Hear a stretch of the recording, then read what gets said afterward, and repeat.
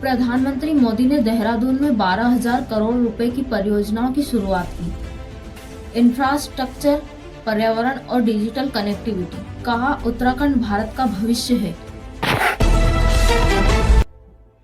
राहुल गांधी ने शिमला में कहा, मोदी सरकार ने युवाओं को नौकरी का वादा किया मगर जुमले दिए। उन्होंने महंगाई और एमएसपी पर भी सवाल उठाए। जनसभा में भारी भीड़ उमड़ी। अखिलेश यादव की न्याय यात्रा लखनऊ में जनसभा के साथ आगे बढ़ी। उन्होंने कहा, हम जाति नहीं जनहित की राजनीति करते हैं। यात्रा को मिल रहा जन समर्थन। दिल्ली में प्रेस कॉन्फ्रेंस कर केजरीवाल ने केंद्र पर तगड़ा हमला बोला। ईडी सीबीआई कार्रवाई को बताया राजनीतिक बदले की कार्रवाई। आम आदमी पार्टी ने सड़कों पर उतरने का ऐलान किया।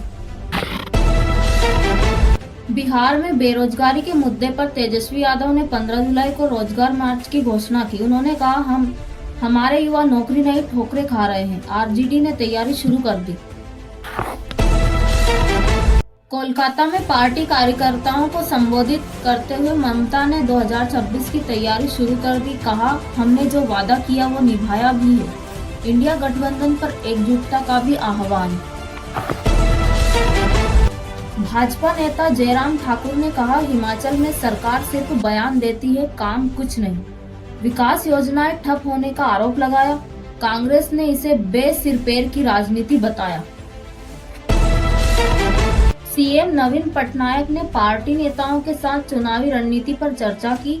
बीजेडी को 2025 के लोकसभा चुनाव में अकेले उतरने की तैयारी। लक्ष्य 21 में 21 सीटें का नारा दोहराया।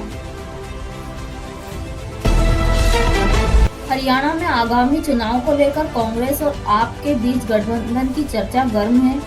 सूत्रों के अनुसार सीट बंटवारे पर सहमति लगभग तय है। घोषणा जल्द होने की उम्मीद। भाजपा विधायक ने कहा, गरीबों को फ्री सुविधा नहीं, मेहनत की आदत डालनी चाहिए। विपक्ष ने इसे जन विरोधी मानसिकता बताया। सोशल मीडिया पर तीखी प्रतिक्रिया। दिल्ली में सोने की कीमत 73,900 रुपए और चांदी 1,01,800 प्रति किलो दर्ज की गई। पिछले सप्ताह से चांदी 850 रुपए महंगी हुई। अंतर्राष्ट्रीय बाजार में डॉलर इंडेक्स में गिरावट इसका कारण है। खाद्य वस्तुएं और एलपीजी के दाम बढ़े। महंगाई दर 7.4% पर पहुंची। बेरोजगारी दर 8.6% दर्ज, खासकर युवा वर्ग प्रभावित। सीएमआई ने चेताया, विकास दर से जुड़ी नई चुनौती। नीट यूजी का रिजल्ट आज जारी। 7 छात्रों ने प्राप्त किए 720 में से 720 अंक। छात्रों ने कहा, एआई आधारित प्रैक्टिस ने की मदद। एनटीए ने टॉपर्स की सूची वेबसाइट पर जारी की। भारत ने अफ्रीकी संघ के साथ 3 नए व्यापार समझौते किए। रक्षा, टेक और कृषि क्षेत्र पर प्रमुख सहमति बनी।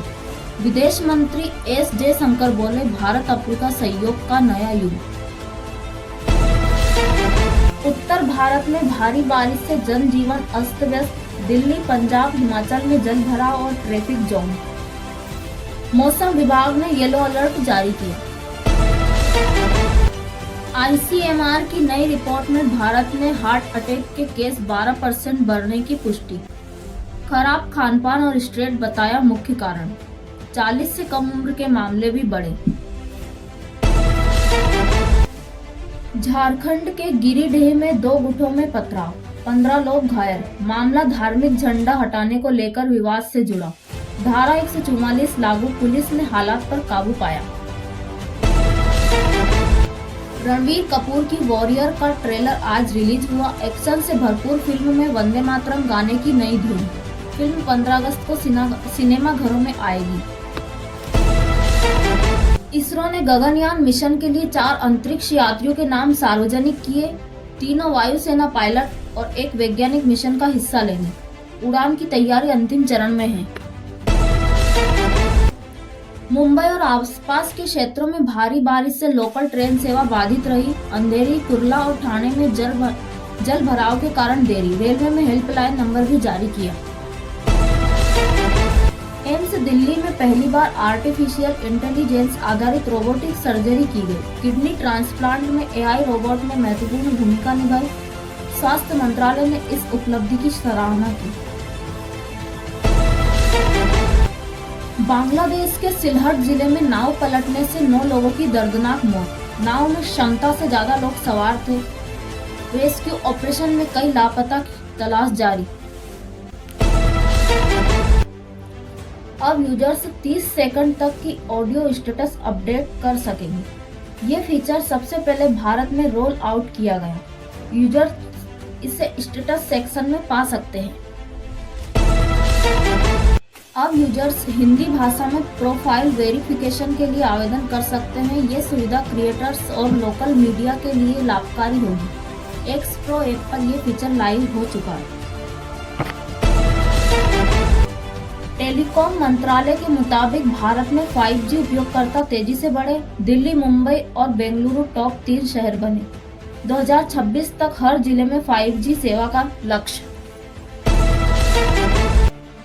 आज लगातार 5वें दिन तेल के दामों में कोई बदलाव नहीं। दिल्ली में पेट्रोल 96 रुपए 72 पैसे और डीजल 89 रुपए 62 पैसे प्रति लीटर पर बना रहा। लोगों को मिली आंशिक राहत। अंतर्राष्ट्रीय बाजार में नरमी का असर भारत में भी दिखा। क्रूड ऑयल 94 रुपए प्रति लीटर के स्तर पर आया। सरकार अगले सप्ताह नए मूल्य संशोधन कर सकती है। मुंबई में बच्चों में वायरल बुखार का प्रकोप बढ़ा। 3 स्कूलों में 100 से ज्यादा बच्चे बीमार मिले। बीएमसी ने विशेष मेडिकल टीम तैनात की। विश्व बैंक ने भारत की जीडीपी वृद्धि का अनुमान घटाकर 6.4% किया।